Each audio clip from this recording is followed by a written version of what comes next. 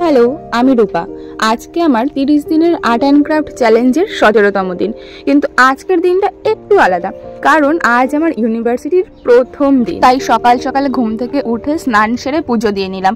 তারপর ঝটপট করে রেডি হলাম, আর তারপর আমার বাহন, আমার সাইকেল নিয়ে এমন ছুট লাগালাম যেন অলিম্পিকে যাচ্ছি। বেরিয়েই দেখি আকাশ ঘিরে মেঘ করেছে, সূর্য গেছে পাটে, আমি বেরিয়েছি বই খাতা নিয়ে ইউনিভার্সিটির পথে। তারপর আবার আমি চিনি না ইউনিভার্সিটির রাস্তা, তো বান্ধবীকে 100 বার করে ফোন করছি যে অবশেষে ভিজে চুপচুপ হয়ে পৌঁছে গেলাম ইউনিভার্সিটিতে। দেখি ক্লাস শুরু হয়ে গেছে। 75% ভিজে গেছি, যেখানে আমার 75% অ্যাটেন্ডেন্স দরকার।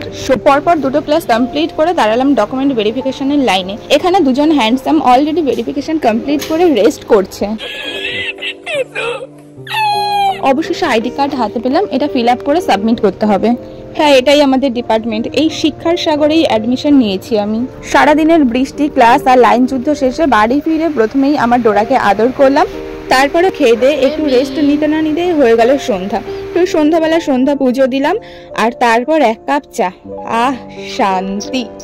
এটাই ছিল আমার ইউনিভার্সিটির প্রথম দিন। সরি, আমি হয়তো এখন আর daily art and craft video post করতে পারবো না, তবে এরকম ছোটখাটো মিনি ব্লগ আসবে, আর এর সাথে সাথে মাঝে মধ্যে সময় পেলে কিছু না কিছু বানাবো বা আঁকবো, আর সেটা পোস্ট করব, কারণ ক্রিয়েটিভিটি থামানো যায় না, তাই না? টাটা।